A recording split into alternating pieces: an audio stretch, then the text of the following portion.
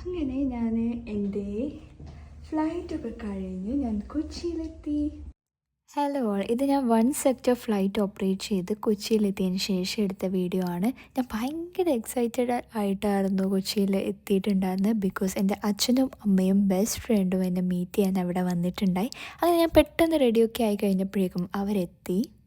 International cabin crew day ആണ്.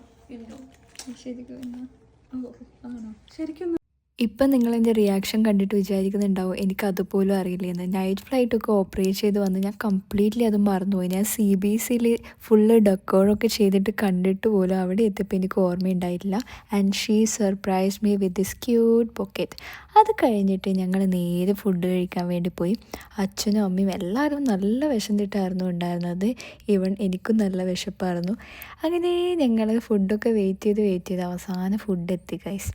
ഞങ്ങൾ see ഫുഡും പിന്നെ മീൽസൊക്കെ ആയിരുന്നു ഓർഡർ ചെയ്തിട്ടുണ്ടായിരുന്നത്. അത് കഴിഞ്ഞിട്ട് നിമ്മി ഞങ്ങളെ കൊച്ചി കാണിക്കാൻ വേണ്ടി കൊണ്ടുപോയി.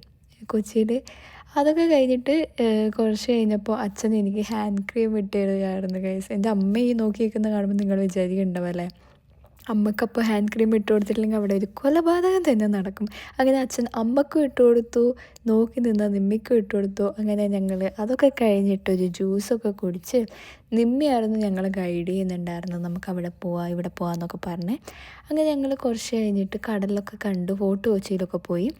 ഇവിടെ ഞങ്ങൾക്ക് എല്ലാം എക്സ്പ്ലെയിൻ ചെയ്ത് തരികയായിരുന്നു, ഒരു ടൂറിസ്റ്റ് ഗൈഡ് പോലെ. അത് കഴിഞ്ഞ് ഞങ്ങൾ തിരിച്ച് റൂമിലേക്ക് എത്തി. ഇവർക്കൊക്കെ തിരിച്ചു പോകേണ്ട സമയമായി. എനിക്ക് നല്ല സങ്കടമായിട്ടുണ്ടായി ഇവരൊക്കെ തിരിച്ചു പോയപ്പം. അപ്പോൾ ഇന്നത്തെ വീഡിയോ ഇത്രയേ ഉള്ളൂ. നെക്സ്റ്റ് വീഡിയോ ആയിട്ട് പിന്നെ വരാം. ബൈ.